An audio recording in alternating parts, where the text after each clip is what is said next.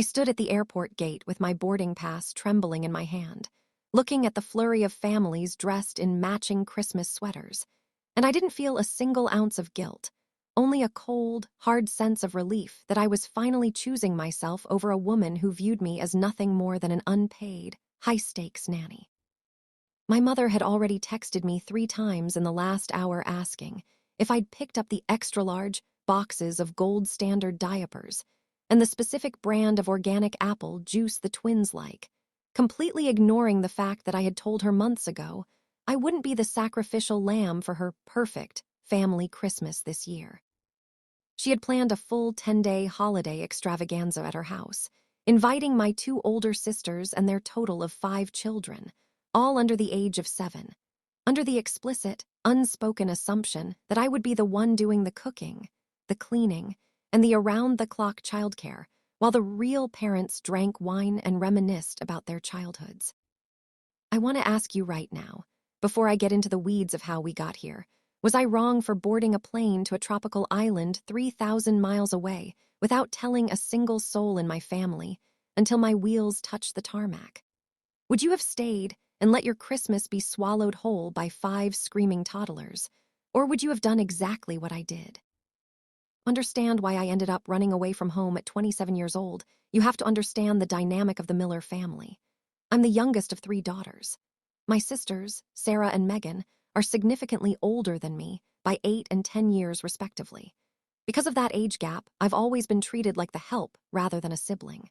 When they started having kids, my mother decided that since I was single and had so much free time, I should be the one to pick up the slack. For the last 5 years, every single holiday, birthday, and long weekend has been a marathon of me changing diapers, wiping noses, and being the cool aunt who actually just does all the work so the adults can relax. Sarah has 3 kids, 6-year-old Leo and 4-year-old twins. Maya and Ben Megan has 2, a 3-year-old named Toby and a 10-month-old baby named Sophie. That's 5 children. 5 children who are loud, demanding, and, quite frankly, poorly disciplined because my sisters believe in gentle parenting, which in our house actually just means letting them scream until I'm the one who steps in to distract them. This year, my mom decided she wanted a grand traditional Christmas. She's been talking about it since July. She sent out a group chat itinerary that looked like a military deployment schedule. Baking cookies on the 22nd, tree trimming on the 23rd, a massive formal dinner on the 24th, and a magic morning on the 25th. Sounds lovely, right? Except when I looked at the fine print, I realized I was the only one assigned logistics. Under the cookie baking section, it said, Jen will prep the dough and handle the oven so the kids don't get burned. Under the dinner section, it said, Jen will stay in the playroom with the kids so the adults can enjoy their meal in peace. I am 27. I am an adult. But in my mother's eyes, I am just the buffer between her and the chaos of her own grandchildren. I tried to speak up. I really did. 3 weeks before Christmas, I sat my mom down and told her that I was exhausted. I told her I'd had a brutal year at work, that I was burnt out, and that I wanted to actually participate in Christmas this year, not work it. She just laughed, patted my hand, and said, "Oh, Jen, you're so good with them, and it's only for a few days. Don't be selfish. Your sisters work so hard being moms, they need this break." That was the spark. The idea that my life, my career, and my time were less valuable because I didn't have a husband or children of my own. I started looking at travel sites that night. I found a solo traveler package for a luxury resort in Belize. It was expensive, it was last minute, and it was exactly what I needed. I booked it, paid the extra for the non-refundable premium insurance, and then I went back to my life, pretending everything was fine. I didn't say a word. I helped my mom move furniture. I listened to Sarah complain about how Toby was going through a biting phase and how I'd need to keep a close eye on him during the holidays. I smiled, I nodded, and I packed a suitcase full of bikinis and sundresses and hid it in the back of my closet. I even let my mom give me a grocery list for the big Christmas Eve feast. I took the list, thanked her, and then shredded it the moment I got home. The morning of the 21st was when the operation began. The plan was for everyone to arrive at my mom's house by noon. My sisters were already texting the group chat about how the kids were so excited to see Auntie Jen and how they couldn't wait to hand off the little monsters. I woke up at 4:00 a.m., drove my car to a long-term parking garage near the airport, and checked into my flight. My heart was pounding so hard I thought it would beat out of my chest. I felt like a criminal.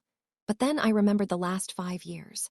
I remembered the year I spent all of Christmas Day cleaning up vomit because Megan's kids had the stomach flu, and everyone else was too grossed out to help. I remembered the year I didn't get a single gift because everyone forgot in the rush of buying toys for the kids. I remembered being told to eat my dinner in the kitchen because there wasn't enough room at the formal table for me and the high chairs. So there I was, sitting in the terminal, watching the clock. My phone started blowing up around 11:30 a.m. First, it was my mom. "Jen, where are you? The girls are here and Toby is already asking for his favorite aunt." Then Sarah, "Hey, we're at Mom's. Can you come grab the twins? They're being wild and I need to unpack." Then Megan, "Jen, did you get the milk? We're out of formula for Sophie and Mom says you were supposed to bring it." I didn't answer. I put my phone on airplane mode, walked down that jet bridge, and sat in my seat. As the plane ascended, I looked out the window at the snowy gray clouds of my hometown and felt a weight lift off my shoulders that I didn't even know I was carrying. For the first time in my adult life, I wasn't responsible for anyone else's happiness but my own. I want you to really think about that for a second. Imagine you've been the designated fixer for your entire family, and for the first time you just stopped. You just walked away. Was it a nuclear move? Absolutely. But was it necessary? Before I tell you what happened when I landed and the absolute storm of vitriol that was waiting for me, I want you to stop right here. Go down to the comments and tell me, would you have the guts to do this? Or would you have felt too guilty to leave your family hanging right before the holidays? Seriously, I want to know if I'm the villain here, or if you would have hopped on that plane too. When I landed in Belize 6 hours later, the humidity hit me like a warm hug. I walked through the airport, grabbed a taxi, and headed to the resort. I didn't turn my phone on until I was sitting on my private balcony with a drink in my hand, watching the sunset over the ocean. The moment the signal bars appeared, my phone literally froze for 30 seconds because of the sheer volume of notifications. I had 42 missed calls, 11 voicemails, and over 100 text messages. The tone of the messages evolved from "Where are you?" to "Are you okay?" to "How could you do this to us?" and finally to "You are the most selfish person on the planet." My mom had left a voicemail that was mostly just her crying, saying that I had ruined the children's Christmas and that Sarah and Megan were trapped at the house with no help. Megan sent a long, rambling text about how she had been looking forward to this break all year and that I had betrayed her trust by not being there to watch Sophie. I took a deep breath and I sent one single message to the family group chat. I wrote, "Hi everyone, I am safe and I am on vacation. I told you weeks ago that I was burnt out and needed a break, but nobody listened. I have spent every Christmas for the last 5 years working as a maid and a nanny while the rest of you relaxed. This year, I decided to prioritize my own mental health. I'm not coming back until the 30th. I hope you all have a wonderful Christmas and enjoy the quality time with your children. I'll see you in the new year." Then I blocked them, all of them. My mom, my sisters, even my brother-in-laws. I blocked them on social media, too. I spent the next 7 days in absolute bliss. I read 3 books. I went snorkeling. I ate dinner at a table with white tablecloths and didn't have to cut anyone's meat or wipe anyone's face. I slept until 10:00 a.m. every single day. It was the best Christmas of my life. I unblocked them on the 29th, the night before I flew home. I figured I should probably see if the house had burned down. The messages were interesting. Apparently, without me there to be the buffer, my sisters had gotten into a massive physical argument on Christmas Eve. Without me to manage the kids, the stress levels peaked, and they ended up screaming at each other about whose parenting style was worse. My mom was caught in the middle and ended up having to do all the cooking herself, which she apparently hated because she wasn't used to the labor.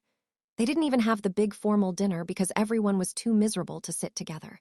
Sarah and her family ended up leaving on the 26th, 2 days early, because it was too stressful. In their minds, this was all my fault. If I had just been there to take the kids, everyone would have been happy. When I finally got back home, I didn't go to my mom's house. I went straight to my apartment. My mom showed up at my door the next day looking 10 years older. She didn't ask how my trip was. She didn't ask if I was okay. She just stood there and said, "I hope you're happy. You broke this family apart." I looked her dead in the eye and said, "No, Mom, I just stopped being the glue. If the family falls apart because I'm not there to do the dishes and change the diapers, then the family was already broken." She didn't have an answer for that. She just turned around and walked away. It's been 3 months since then. My sisters still aren't speaking to me, and my mom only sends me one-word texts. They're trying to freeze me out as punishment, but the joke's on them. I've never felt more free. I have my weekends back. I have my energy back. And most importantly, I have my self-respect back. This experience taught me a very hard lesson about boundaries.